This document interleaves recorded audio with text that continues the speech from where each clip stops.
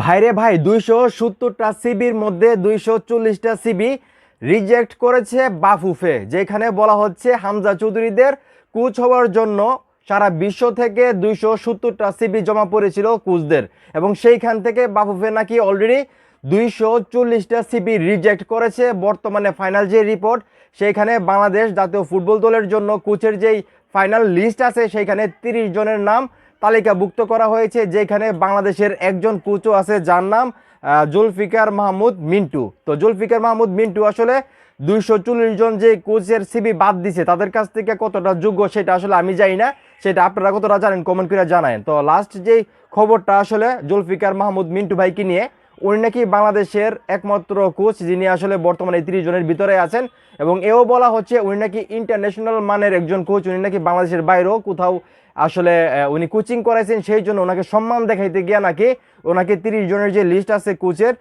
সেই লিস্টে রাখা হয়েছে। এখন আমি বাফুফের কাছে আপনাদের মাধ্যমে একটা প্রশ্ন রাখতে চাই যে এই যে আসলে সম্মান দেখানোটা বড় কথা নাকি যোগ্যতাটা বড় কথা? বাংলাদেশ জাতীয় ফুটবল দলের মানে কোচ হবে একজন, তার কি আসলে তাকে সম্মান দেখাবেন নাকি তার যোগ্যতাটা বিবেচনা করবেন?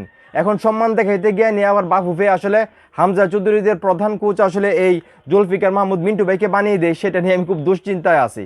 যেখানে আমরা জানি বিশ্বের বড় বড় দেশ থেকে আর্জেন্টিনা, ব্রাজিল, স্পেন, জার্মান, মানে এরকম ভালো ভালো দেশ থেকে, ইটালি, এরকম ভালো ভালো দেশ থেকে কোচরা সিবি জমা দিছে, যেখান থেকে আমরা মানে আশা করি ভালো একজন কোচকে আসলে নিয়োগ দেবে বাংলাদেশ ফুটবল ফেডারেশন। সেইখান থেকে আসলে বাংলাদেশের একজন কোচ 30 জনের লিস্টে থাকা, সেটা কিন্তু অনেকেই সন্দেহ প্রকাশ করতেছে এবং ভয় পাইতেছে।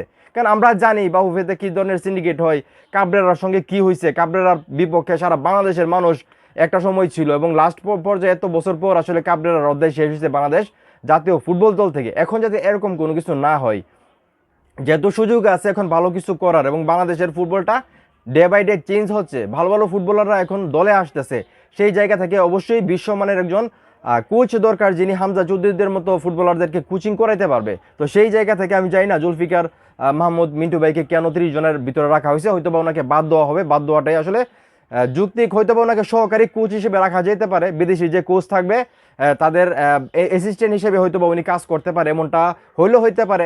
এরকমটা হলে কোনো সমস্যা আমি দেখতেছি না, কিন্তু ওনাকে যদি প্রধান কোচ হিসেবে নিয়োগ দেয় তাহলে তো শেষ, মানে বাংলাদেশের জাতীয় ফুটবল দলটা উপরে দিকে উঠতেছে, এটা একদম ডাউন হয়ে যাবে। তো যাই হোক, মানে চিন্তা করে দেখেন বাংলাদেশের মানে ফুটবলের কোচ হওয়ার জন্য 270 জন বিশ্বের বিভিন্ন জায়গা থেকে কোচ যারা সিবি জমা দিয়েছিল, সেখান থেকে 240টা সিবি অলরেডি বাদ দেওয়া হয়েছে, আরও 30 জন আছে। সেই 30 জন থেকে আসলে হয়তো ফাইনালি 10 জনকে সিলেক্ট করা হবে, সেই 10 জন থেকে হয়তো আবার টোটাল 2 জন বা 3 জনকে বিভিন্ন পদে নেওয়া হবে হয়তো বা, এরকমটাই আসলে বলা হচ্ছে। তো দেখা যাক বাফুফে কী সিদ্ধান্ত নেই। তো বাফুফের এই লাস্ট যে কাজগুলা, লাস্ট 1-1.5 মাস তারা যেভাবে আসলে প্রবাসী ফুটবলারদেরকে বাংলাদেশে নিয়ে আসতেছে, তাদের কাগজপত্র রেডি করে দিচ্ছে, সেই জন্য বাফুফেকে আমি ধন্যবাদ জানাই, তাদের প্রতি আমি খুশি। বাট কোচটা যাতে আসলে সিন্ডিকেটের কবলে না পড়ে, কোচটা যাতে হামজা চৌধুরীদেরকে কোচিং করানোর মতো যার যোগ্যতা আছে, সামর্থ্য আছে, টাকা লাগলে টাকা লাগুক, কিন্তু ভালো একজন কোচ যাতে আসলে নিয়োগ দেওয়া হয়, সেটাই তাদের কাছে আমার অনুরোধ থাকবে। তো যাই হোক, এখন এই মুহূর্তে যারা আমার এই ভিডিও দেখতেছেন, এই যে বাংলাদেশের কোচ হওয়ার জন্য 270 জন প্লাস আসলে ইচ্ছা প্রকাশ করছে বা সিবি জমা দিয়েছে, যেখান থেকে 240 জনকে অলরেডি বাদ দেওয়া হয়েছে, 30 জনের ফাইনাল লিস্ট আছে যেখানে আসলে বাংলাদেশের একজন কোচও আছে। এই বিষয়গুলোকে আপনারা কীভাবে দেখতেছেন, আপনাদের কী চাওয়া সেটা অবশ্যই কমেন্ট করে জানাবেন। ভিডিওটা ভালো লাগলে অবশ্যই শেয়ার করবেন।